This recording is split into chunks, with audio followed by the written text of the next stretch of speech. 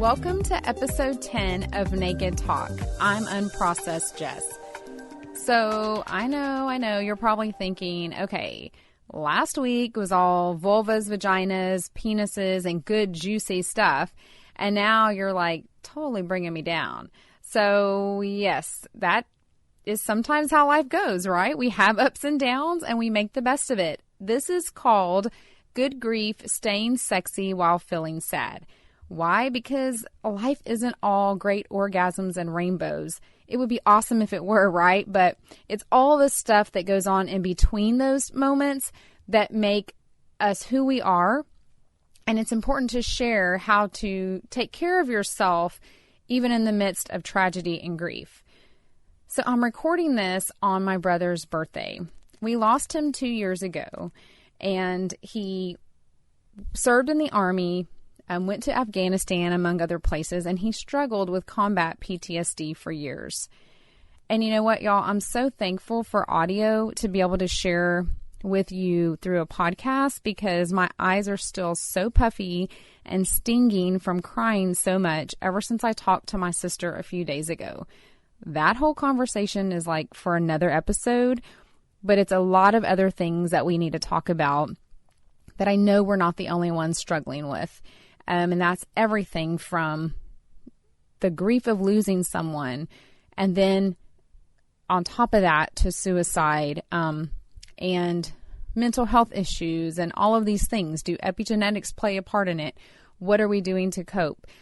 So that's something that I will definitely be touching on in the future. But for now, I really wanted to share with you a few things that I've done to help take care of myself and my relationship as I've gone through these different tragedies in my life.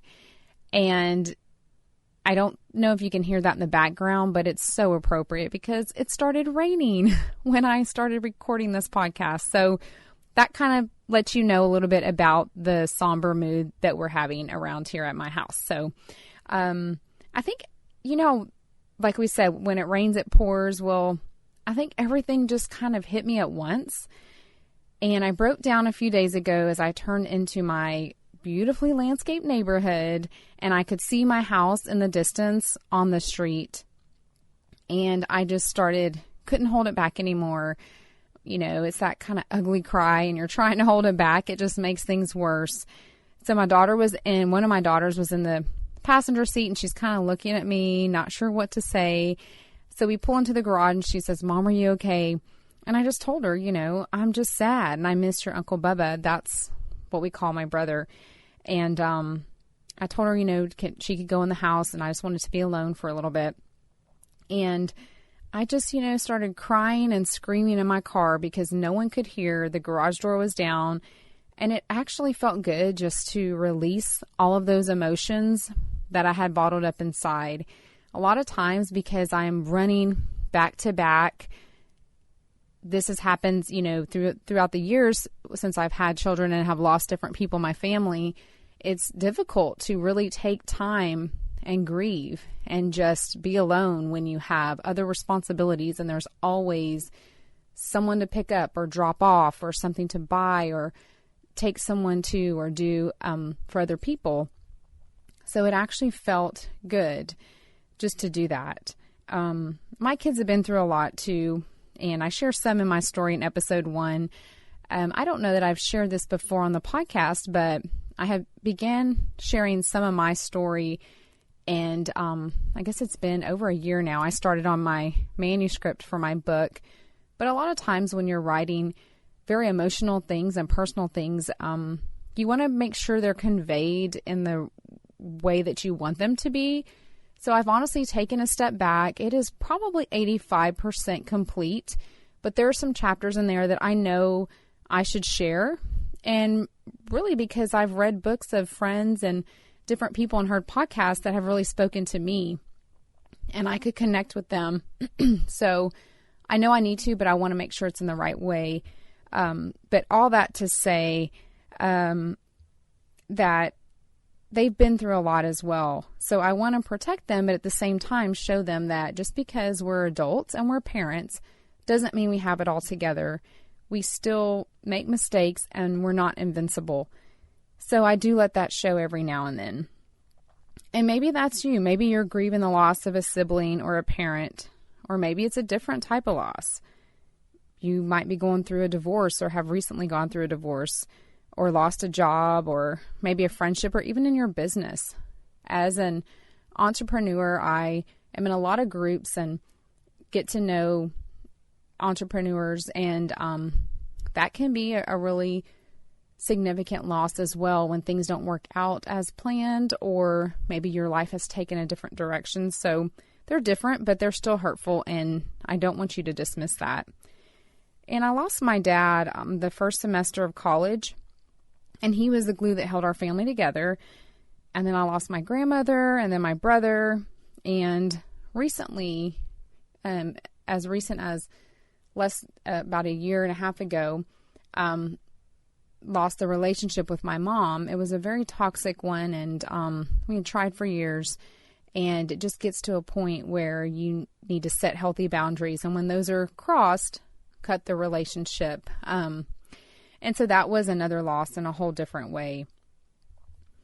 I'm a mom of 3 girls and all the beautiful, wonderful things and drama that go along with that. But we do struggle with our oldest daughter, and not ready to share all the details of that right now, but it's been a lot of things that we've gone through, and in the right time we'll share that, because I know there's other moms out there, even in my community, that when things have been brought up, it just helps to know that you're not alone. It can feel very isolating when you're going through different issues and you feel like you can't talk to anyone about it, or you're basing your job as a mom or a parent on the actions or different things your children are going through. So that's something else that I really would like to see more moms and dads open up about, because it does. We remember every area of our life is connected and affects the other.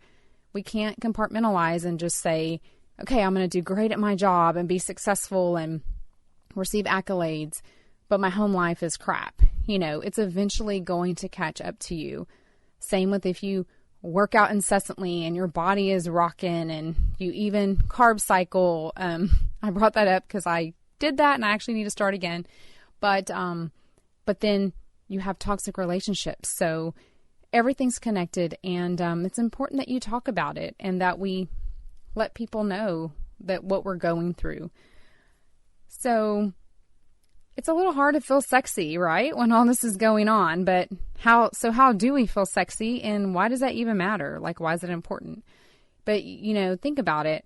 I share in episode 2, it's called Sex and Sleep, How to Get More of It. And I go over the benefits of sex and sleep and how that carries over into other areas of your life also, and how one helps the other. But I also want you to know that it's more than just the physical act. It's really connecting in your marriage and in your relationship. And when you're stressed, it really does help release the stress, or maybe, like we were saying earlier, the emotions, and just kind of be you and be in the moment. Of course, when you're going through grief, it's most likely the mode will probably be less sex kitten and more soft and sensual, but that's okay. Just go back to why you're having sex in the first place, to connect and deepen your intimacy and just share something that brings both of you pleasure. And once again, be in that moment, be present, where everything else going on can just fade away in the background and you're focusing on yourself and your partner. So I watched book club last night with my husband, and y'all, I absolutely love Diane Keaton. Something's Gotta Give is still one of my all-time favorite movies. My sister actually gave me, it was a little DVD combo pack. It was As Good as It Gets and Something's Gotta Give for Mother's Day.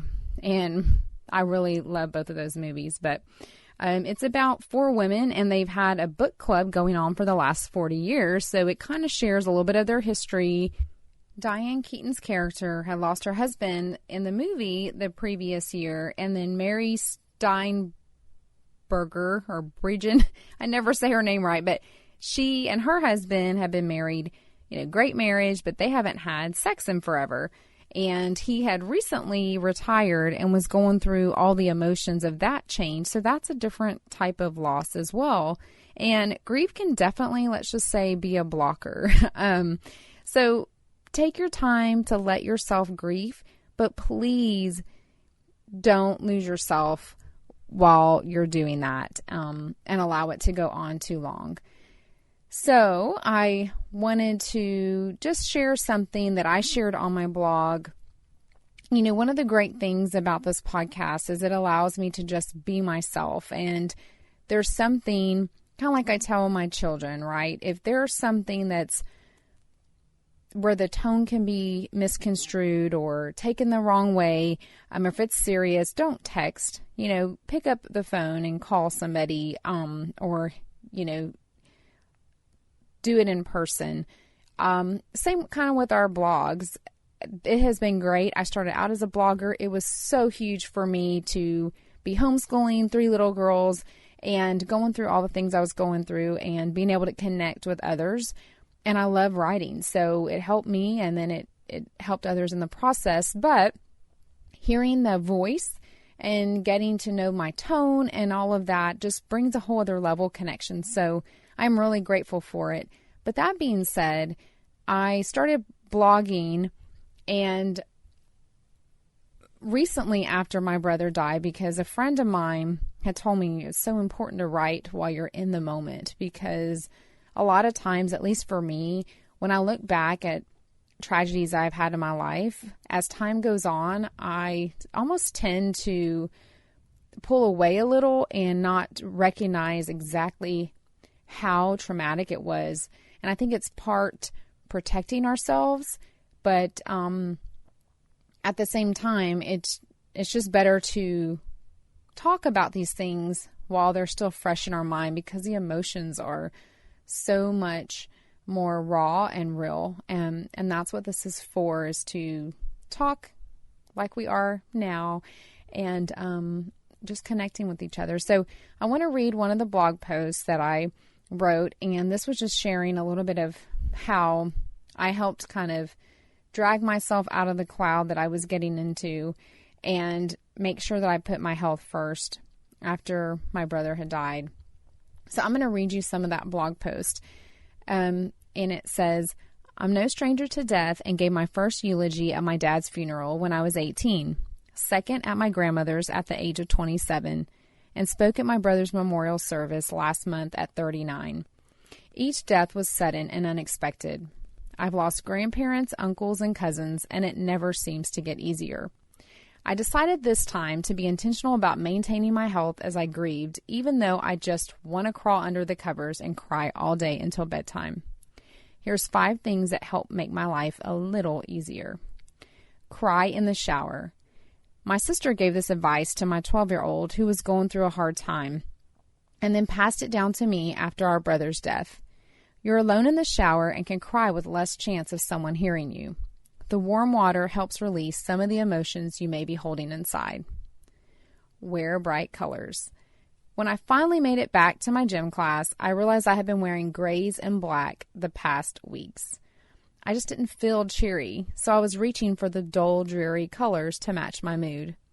Once I got around to doing laundry, I made myself wear my bright workout clothes to go for a run walk with my girls, and it actually helped my mood. I wasn't chipper by a long shot, but it did help. Give it a try.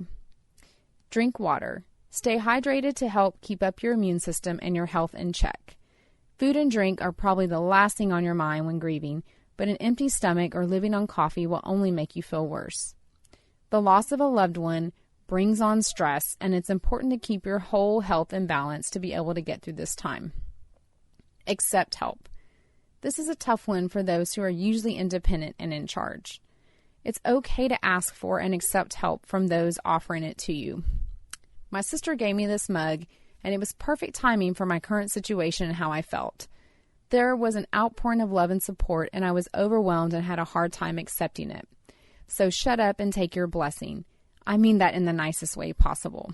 And then I have a picture of a mug that my sister gave me, and it says, "Shut up and take your blessing." And that really helped me in mornings when I would drink my tea and just look out into the water and mentally prepare myself to take care of my kids and keep going.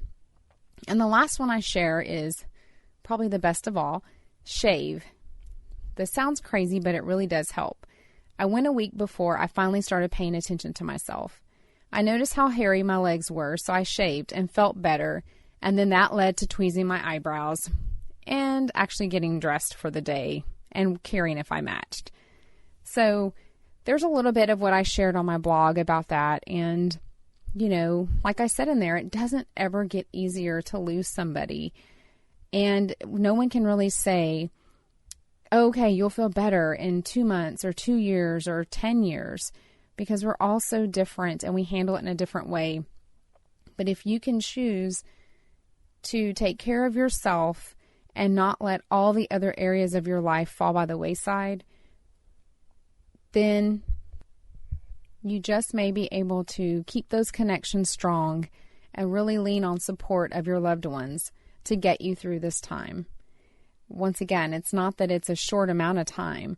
I lost my dad when I was 18 and I'm now 41. And some days I really just want to feel his big, strong arms around me and see his really cool cowboy mustache just one more time.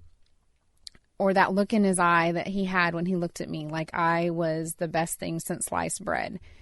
But it never gets easier. But I have chosen to look for the things that I can be grateful for and the people I love and things that I love doing to help make it that much easier.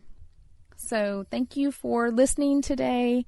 This was a little bit of a bummer, but there are some things to take away, and I would love to hear what you think about the podcast. You can find me on Instagram and Facebook and Twitter under Unprocessed Jess, or nakedtalkpodcast.com.